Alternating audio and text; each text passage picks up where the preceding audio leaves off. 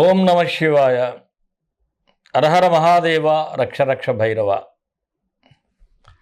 మన విధాత టీవీ ప్రేక్షకులందరికీ కాళభైరవుడు ఆ రాజశ్యామలాదేవి అనుగ్రహం ఎల్లవేళలా మీకు ఉండాలని మనస్ఫూర్తిగా ప్రార్థిస్తూ, అలాగే ఈ పరాభవనామ సంవత్సరంలో మీకు సకల శుభాలు జరగాలని మనస్ఫూర్తిగా కోరుకుంటూ మీ విశ్వసాయి గురూజీ.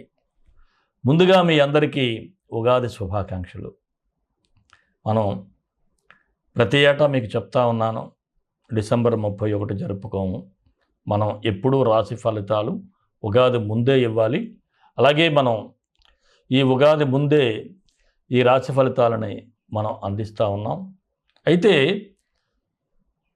ఈ సంవత్సర ఫలితాలు ఏ విధంగా ఉంటాయంటే, ముఖ్యంగా ప్రధానమైనటువంటి గ్రహాలు అంటే శనీశ్వరుడు, గురువు, రాహుకేతువులు ఎక్కువ కాలం సంచరించేవారు వీరే. వీరి మీద ఆధారపడి ఈ సంవత్సర ఫలితాలు అయితే ఉంటాయి. మనం ఎప్పట్లాగే మిగతా గ్రహాలు ఎప్పటికప్పుడు మారుతూ ఉంటారు కాబట్టి ఆ ఫలితాలని మనం 15 రోజులకు ఒకసారి ముందు మీకు ఇవ్వటం జరుగుతుంది. అయితే ముఖ్యంగా ఇక్కడ గమనించాల్సింది మాత్రం ఇవి గోచార ఫలితాలు, వ్యక్తిగత జాతక ఫలితాలు కాదు. యూనివర్సల్గా మనం చెప్తున్నాం. ఇందులో కాస్త బాగున్న వారికి వ్యక్తిగత జాతకంలో కూడా మీకు బాగుందనుకోండి, అద్భుతమైన రిజల్ట్స్ ఉంటాయి. వ్యక్తిగత జాతకంలో బాగులేకుండా ఉండి ఇక్కడ అద్భుతంగా ఉన్న కాస్త మధ్యస్థంగా ఉంటుంది. అందువలన తప్పకుండా ఒకసారి మీ వ్యక్తిగత జాతకాన్ని కూడా చూపించుకోవటం మంచిది. అలాగే నక్షత్రాల వారీగా కూడా నేను మీకు ఈ ఫలితాలను ఇవ్వటం జరిగింది. ఏ నక్షత్రం వారు అవి మీరు చూసుకోవచ్చు. అలాగే ఈ ఏడాదంతా ఎలాంటి పరిహారం చేసుకోవాలో కూడా చెప్పటం జరిగింది. ఇవన్నీ జాగ్రత్తగా గుర్తుపెట్టుకొని చివరి వరకు ఈ వీడియోను మీరు పూర్తిగా చూడండి. పరిహారాలు కూడా మీకు తెలుస్తూ ఉంటాయి. అలాగే మన వీడియోలన్నీ మీరు ఒక్క లైక్ చేయండి. అలాగే ఇంకా మన ఛానల్ గ్రోత్ కోసం మీరు 10 మందికి షేర్ చేయండి. ఎవరైనా సబ్స్క్రైబ్ చేసుకోకపోతే సబ్స్క్రైబ్ చేసుకోండి. ఇంకా షార్ట్స్లో కూడా అనేక విషయాలు మీకు మంచి విషయాలు చెప్తున్నాను. మరి రాశి ఫలాల్లోకి వెళ్ళిపోదాం. కర్కాటక రాశి. పరాభవనామ సంవత్సరంలో కర్కాటక రాశి వారికి ఎలా ఉంటుందో ఒకసారి పరిశీలన చేద్దాం. ముందుగా ఈ రాశిలో ఏ నక్షత్రాల వారు ఉంటారు? పునర్వసు నక్షత్రం 4వ పాదం వారు, అలాగే పుష్యమి, ఆశ్లేష నక్షత్రం 4 పాదాల వారు కూడా ఈ కర్కాటక రాశిలో ఉంటారు. ఆదాయ వ్యయాలు, రాజ్యపూజ్యం, అవమానం ఎలా ఉంటుంది? ఆదాయం 2 అయితే వ్యయం అంటే ఖర్చు 11 ఉంటుంది. రాజ్యపూజ్యం 4 అయితే అవమానం 7 ఉంటుంది. మరి ప్రధానంగా ఉన్నటువంటి గ్రహాలు శనీశ్వరుడు, గురువుగారు అంటే బృహస్పతి సంచారం, రాహుకేతువులు ఎలా సంచరిస్తున్నారో ఒకసారి చూద్దాం. శని గోచారంలో ఈ సంవత్సరం అంతా కూడా భాగ్యంలోనే ఉంటాడు, మీనరాశిలో. ఇది మీ పితృవర్గానికి కానీ, దూర ప్రయాణాలకు కానీ, మరియు పుణ్యకార్యాలకు సంబంధించి కొద్దిగా మిశ్రమ ఫలితాలు అయితే కనిపిస్తూ ఉంటాయి.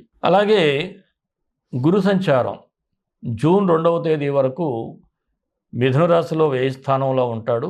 తర్వాత మీ జన్మరాశిలోకి కర్కాటకంలోకి ప్రవేశిస్తాడు. అక్టోబర్ 31 నుంచి సింహరాశిలోకి ద్వితీయంలోకి ప్రవేశిస్తాడు. మరలా వక్రించి మరలా మీ జన్మరాశిలోనే సంచరించడం జరుగుతుంది. అయితే ఈ గురువు యొక్క సంచారం కూడా కొంత ఇబ్బంది ఉంటుంది. కాకపోతే అక్టోబర్ 31 అంటే నవంబరు, డిసెంబరు, జనవరి ఈ 3 నెలలే మీకు ద్వితీయంలో శుభ ఫలితాలు కనిపిస్తూ ఉన్నాయి.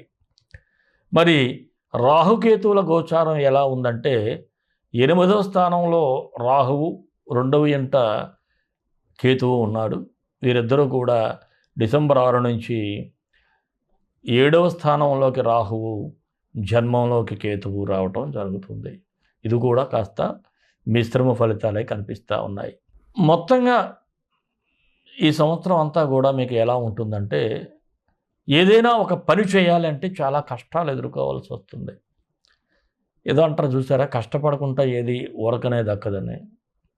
అలా మీ పరిస్థితి ఏమవుతుందంటే ఎక్కువగా ఎఫర్ట్స్ పెడితే గానీ విజయాలను అందుకోలేరు. కాకపోతే గతంలో ఆగిపోయినటువంటి ప్రభుత్వానికి సంబంధించి ఎవరికైనా పనులున్నట్లయితే అవి మాత్రం కాస్త ముందుకు సాగేటువంటి సూచనలున్నాయి.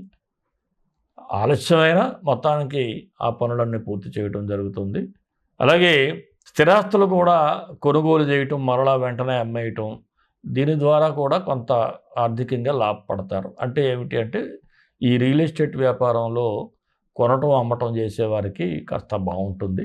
ఆర్థిక పరిస్థితులు మాత్రం కాస్త గందరగోళ వాతావరణంలోనే ఉంటాయి. ఎందుకంటే ఆదాయం వస్తున్నప్పటికి కూడా ఏదో ఒక ఖర్చు వెంబడించటం వలన ఈ ఆదాయం మీకు కనిపించదు. ముఖ్యంగా శుభకార్యాలు కూడా చేస్తారు. దీనివలన కొంత ధనం అయితే వెచ్చించాల్సినటువంటి పరిస్థితులు ఉంటాయి. అలాగే దీర్ఘకాలికంగా మీరు పట్టించుకోకుండా వదిలేసిన ఆరోగ్య సమస్యలు ఇప్పుడు మిమ్మల్ని ఇబ్బంది పెడతా ఉంటాయి. దానికోసం అధికంగా ధనం ఖర్చు పెట్టడం. ఇంతకుముందు ఏదో ఒక చిన్న ప్రాబ్లం వచ్చింది, ఒక బీపీ వచ్చింది, లేదంటే ఒక షుగర్ వచ్చింది, అదే నన్ను ఏం చేస్తుంది అని చెప్పేసి నిర్లక్ష్యం. ఏదో కోతిపుండు బ్రహ్మరాక్షస అయినట్లు అది కూడా మిమ్మల్ని ఇబ్బంది పెట్టడం, గ్యాంగ్రీన్గా మారిపోవటం. కొన్ని చిన్న పుండు పుట్టింది కదా, అదే మానిపోద్దులే అనుకుంటే అదే గ్యాంగ్రీన్గా మారిందనుకోండి, దానివలన చాలా ఇబ్బందులు, ఎంతో డబ్బు నష్టపోవలసినటువంటి పరిస్థితులు కూడా ఉంటాయి. జాగ్రత్తగా ఉండాలి. అలాగే మీకు చాలా టాలెంట్ ఉన్నప్పటికి కూడా అది రికగ్నైజ్ చేసేవారు లేరే అనే ఫీలింగ్ మీకు ఉంటుంది, లేకపోవడం కూడా జరుగుతుంది. టాలెంట్ అనేది మరుగున పడేటువంటి సూచన. అలాగే కొన్ని విషయాల్లో నిర్ణయాలు మీరు అనుకునే లోపునే అవి జరిగిపోతూ ఉండటం మాత్రం కాస్త ఆశ్చర్యానికి గురవుతూ ఉంటాయి. ఆ ఫ్లోలో వెళ్ళిపోతూ ఉంటాయి అంతే. మానసికంగా కొన్ని ఇబ్బందులున్నా ధైర్యంగా మాత్రం మీరు ముందుకు వెళ్ళాలి, వెళ్తారు కూడా. అలాగే సంతానం విషయంలో మాత్రం కొంత అసంతృప్తి అయితే కనిపిస్తూ ఉంది. మీ భార్యాభర్తల మధ్య అవగాహన లోపం కూడా కనిపిస్తూ ఉంది. చిన్న చిన్న విషయాలకు కూడా మాట పట్టింపులు ఉండేటువంటి సూచనలు ఉన్నాయి. అందువలన కాస్త తగ్గటానికి ప్రయత్నం చేయండి. అలాగే బద్ధకం అనేది చాలా దరిద్రం. దీనివలన ఎదుటివారి వలన మాట పట్టమే కాదు, ఎదుటివారి దగ్గర చులకన అయిపోతారు. మీరు ఒక టైంకి వెళ్ళాల్సి ఉంటుంది, వెళ్ళరు. వెళ్దాంలే. లేదు, ఒక పని చేయాల్సి ఉంటుంది, ఆ పని సకాలంలో చేయరు. అవతల వారికి చాలా టెన్షన్ తెప్పిస్తారు, కోపం తెప్పిస్తారు. అలాంటివన్నీ చేయకుండా ఉంటే మంచిది. అలాగే దూర ప్రయాణాలకు కూడా దూరంగా ఉండాలి. ప్రమాదాలు జరిగే సూచనలు అయితే ఉన్నాయి. వీలైతే వాయిదా వేసుకోండి, లేదంటే చాలా జాగ్రత్తగా వెళ్ళండి. ఇక బయట వ్యక్తులతో బయట వ్యక్తులతో గొడవలకు వెళ్ళటం ఇలాంటివన్నీ చేయొద్దు. ఎక్కడైనా ఏదైనా జరిగిందనుకోండి ప్రయాణంలో, సడన్గా మీరు రియాక్ట్ అయిపోయి వారి మీద కోప్పడటం, దీనివలన కాస్త చెడ్డ పొందేటువంటి సూచనలు ఉన్నాయి. అలాగే రుణాలు మాత్రం ఎవరికి ఇవ్వద్దు, తీసుకోవద్దు. సాధ్యమైనంత వరకు బ్యాలెన్స్డ్గానే ఉండండి. ఇక గృహ నిర్మాణాలు చేసేవారికైతే మీరు ఒక ఎస్టిమేషన్ వేసుకుంటారు. కాకపోతే ఆ ఎస్టిమేషన్ ఓవర్ అయిపోతూ ఉంటుంది. మీ ఇంట్లో వాళ్ళు ఇతరత్ర సలహాల వలన మీరు ఆ డిజైన్ మార్చటం, దీనివలన బడ్జెట్ అయితే పెంచేసుకుంటారు. అలాగే కోర్టు వ్యవహారాలు ఉన్నవారికి మాత్రం వాయిదాలు ఎక్కువగా కనిపిస్తూ ఉన్నాయి. అలాగే ఏదైనా కేసు ఒక కొలిక్కు వచ్చినా సరే చికాకులు అయితే ఎక్కువగా ఉంటాయి. ఇటు లాయర్ చికాకు పెట్టడము, విట్నెస్ వాళ్ళు చికాకు పెట్టడము, ఏదో ఒక ఇబ్బంది అయితే మీకు కనిపిస్తూ ఉంది కోర్టు సమస్యలు ఉన్నవారికి. నిరుద్యోగులకైతే ఉద్యోగ ప్రయత్నాలు కొంతమేరకు సానుకూలంగా కనిపిస్తూ ఉన్నాయి. అలాగే ప్రభుత్వ సంబంధించిన ఉద్యోగ ప్రయత్నాలు చేసేవారికి కూడా పర్వాలేదు, అనుకూలంగా ఉంది. ఇక రాజకీయ నాయకులకైతే మానసికమైనటువంటి ఆందోళన, టెన్షన్ కూడా ఎక్కువగా ఉంటుంది. మీ శత్రువుల కారణంగా కూడా కాస్త ఇబ్బందులు, రాజకీయ ప్రత్యర్థుల వలన ఇబ్బందులు అయితే ఎక్కువగా ఉంటాయి. కాకపోతే మానసిక ధైర్యాన్ని మాత్రం కోల్పోకూడదు. మరి ఉద్యోగస్తులకు ఎలా ఉందంటే మిశ్రమ ఫలితాలే కనిపిస్తూ ఉన్నాయి. చాలా ఓపిక, సహనం మీకు చాలా అవసరం. అలాగే జూన్ తర్వాత మాత్రం ఉద్యోగంలో కొన్ని మార్పులు అయితే సంభవిస్తాయి. ఒక్కొక్కసారి మీకు సానుకూలంగా లేని చోట్లకు, మీరు ఇష్టపడిన చోట్లకు బదిలీలు కూడా జరుగుతూ ఉంటాయి. విద్య, వైద్య, ఉపాధ్యాయ, న్యాయవాద వృత్తుల వారికి మాత్రం మిశ్రమ ఫలితాలు అయితే గోచరిస్తూ ఉన్నాయి. ఉపాధ్యాయులకైతే అనుకోని ప్రదేశాలకు బదిలీలు జరగటం, అధికారుల ఒత్తిడి కూడా కనిపిస్తూ ఉంది. వ్యాపారస్తులకైతే పర్వాలేదు, ఆశించినంత కాకపోయినా కొంత లాభాలైతే సంపాదిస్తారు. అయితే ఎవరికైనా ఏదైనా అరువులు ఇవ్వాల్సి వస్తే మాత్రం మీరు తర్వాత డబ్బు ఇస్తాననో, లేకపోతే బల్క్గా ముందుగా మీరు వారికి సప్లై చేస్తే ఆ తర్వాత వారు మీకు డబ్బులు ఆ కంపెనీ నుంచి రావటం అలాంటివి జరుగుతూ ఉంటాయి కొంతమందికి. ఇలాంటి వారు మాత్రం చాలా జాగ్రత్తగా ఉండాలి.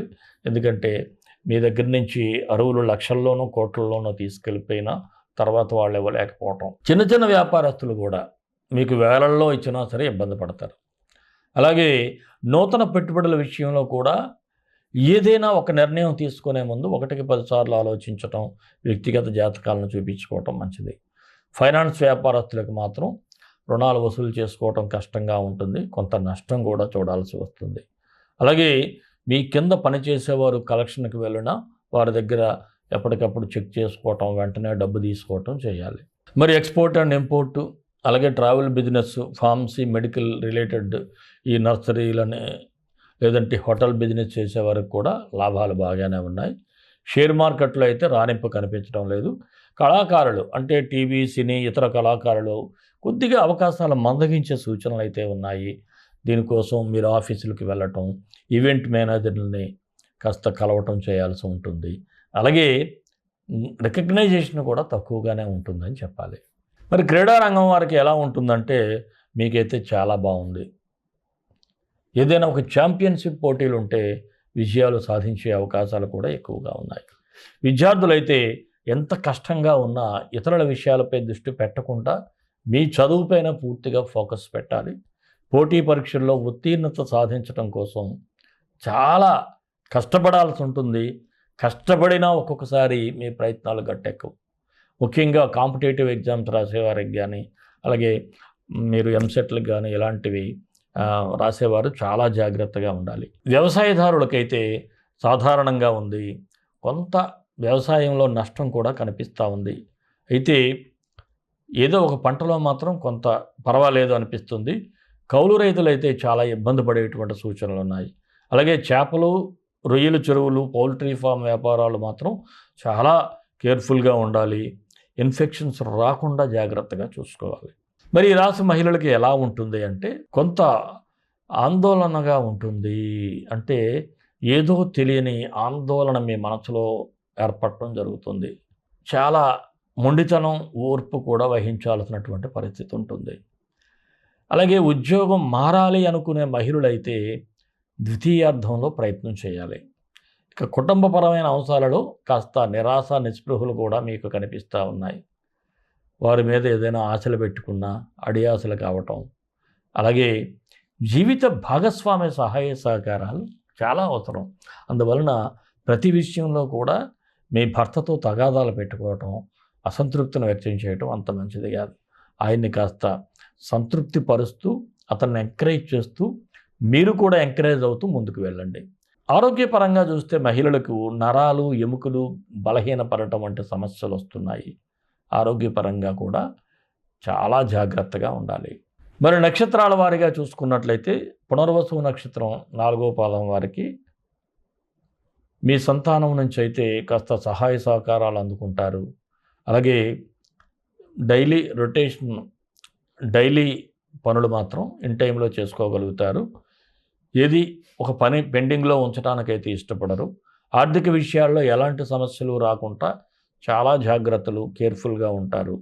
మీ ఆలోచనలు అంటే ఏమిటంటే కొన్ని అవసరాలకు కొన్ని పనులు ఉంటాయి. ఆ పనులకి మీరు ఇమ్మీడియట్గా ఒక థాట్ ప్రాసెస్లోకి ముందుకు వెళ్ళటం, వెంటనే ఒక ఆలోచన చేసి సమయానికి రియాక్ట్ అవ్వటం, అలా రియాక్ట్ అవ్వటం వలన సకాలంలో కొన్ని పనులు పూర్తి చేసుకోవటం అనేది మీకు చాలా సక్సెస్ఫుల్గానే ఉంటుందని ఈ పునర్వసు 4వ పాదం వారికి చెప్పచ్చు. మరి పుష్యమి నక్షత్రం వారికి ఎలా ఉంటుందంటే మీరు దూర ప్రాంతాలకు ప్రయాణాలు తగ్గించుకోవటం మంచిది. ఒకవేళ వెళ్ళాల్సి వస్తే మాత్రం ఎవరో ఒకరు మీకు తోడుగా ఉండటం చాలా అవసరం. అలాగే సంబంధం లేని విషయాల్లో తలదూర్చటం, సమయాన్ని మీరు వేస్ట్ చేసుకోవటం కూడా జరుగుతుంది. అలాగే కొన్ని వృధా వస్తువులు కూడా కొనుగోలు చేసి ఎందుకు పనికి రాకుండా మూలపడేసేటువంటి పరిస్థితులు కూడా ఉంటాయి. మరి ఆశ్లేష నక్షత్రం వారికి చూస్తున్నట్లయితే పుణ్యకార్యాలు చేస్తారు, అలాగే మానసిక ఒత్తిడిని జయిస్తారు. కాకపోతే ఆరోగ్య సమస్యల మీద మాత్రం కాస్త ఫోకస్ పెట్టాలి. అక్టోబర్ వరకు అన్ని వ్యవహారాలు సానుకూలంగానే ఉంటాయి. తర్వాత కాస్త వ్యవహారాల్లో మీకు కోఆపరేట్ చేసేవాళ్ళు కూడా కాస్త ల్యాగ్ చేయటం, అంటే కాస్త జడ్డటం వలన కొంత ఇబ్బంది పడతారు. అవసరానికి సహాయం చేసేవారు లేకపోవటం కాస్త నిరాశ కలుగుతుంది. అలాగే కుటుంబ పెద్దల ఆరోగ్య సమస్యలు కూడా మీకు మానసికంగా చికాకులు కలిగిస్తూ ఉంటుంది. మరి ఈ కర్కాటక రాశి వారికి పరాభవనామ సంవత్సరంలో అద్భుతమైన ఫలితాలు రావటం కోసం విశ్వగురు పరిహారాలు చేసుకొని అద్భుతాలు సాధించండి. కేతువుకి రాహుకి పరిహారం చేసుకోవాలి. ముఖ్యంగా దుర్గాదేవికి ప్రతి శుక్రవారం కూడా నమస్కారం చేసుకోవటం, అలాగే దక్షిణామూర్తి స్తోత్రాన్ని పఠించటం. అవకాశం ఉన్నంత వరకు కూడా మీరు జంట సర్పాలంటే ఇక్కడ అన్ని చోట్ల కూడా నాగబంధనమే ఉంటుంది. కొన్ని ప్రత్యేకమైనటువంటి రాహుకేతువులు ఉంటారు. రాహువుకి తోక లేకపోవటం, కేతువుకి తల లేకపోవటం, అలాంటి చోటుకు వెళ్ళాలి. అక్కడ ఏదైనా అభిషేకం చేసుకోగలిగితే చాలా మంచిది. అలాగే మీరు రాహువుకి కేతువుకి ఆ పీడా పరిహార మంత్రాలను కూడా నేను ఇక్కడ ఇస్తున్నాను. అవి కూడా చదువుకుంటే అద్భుతంగా ఉంటుంది. మహాశీర్షో మహావ్రక్తో మహాధ్వంష్ట్రో మహాయసః అతనుచ్చోర్ధ్వ కేసచ్చ పీడాం దహతు మే తమః. కేతుపీడా పరిహార మంత్రం. అనేక రూప వర్ణచ్చ శతశోధ సహస్రశః ఉత్పాత రూపీ ఘోరచ్చ పీడా దహతు మే సికిః. ఈ రెండు మంత్రాలు అంటే కాస్త పలికేటప్పుడు ఇబ్బందిగా ఉండొచ్చు, అందువలన డిస్క్రిప్షన్లో ఇవ్వటం జరుగుతుంది. చక్కగా మీరు కాస్త శ్రమపడి కంఠస్థ పెట్టినట్లయితే మీకు చక్కని యోగం ఉంటుంది, మంచి ఫలితాలు ఉంటాయి. ఇంకా అద్భుతమైన ఫలితాలు కావాలంటే మన పీఠంలో ఎలాగే మనం ప్రతి అమావాస్య పౌర్ణమికి కూడా ఈ యాగాలు జరుగుతూ ఉంటాయి మీకు పరిహారాల కోసం. అందులో పరోక్షంగానైనా సరే మీరు పాల్గొన్నట్లయితే పరాభవనామ సంవత్సరంలో పరాభవాలు లేకుండా అద్భుతమైన విజయాలతో ముందుకు వెళ్తారు. మరి సర్వే జనా సుఖినో భవంతు, లోకా సమస్త సుఖినో భవంతు. దేశం కోసం, ధర్మం కోసం, భారతీయ సంస్కృతి విలువల కోసం పాటుపడదాం. స్వస్తి.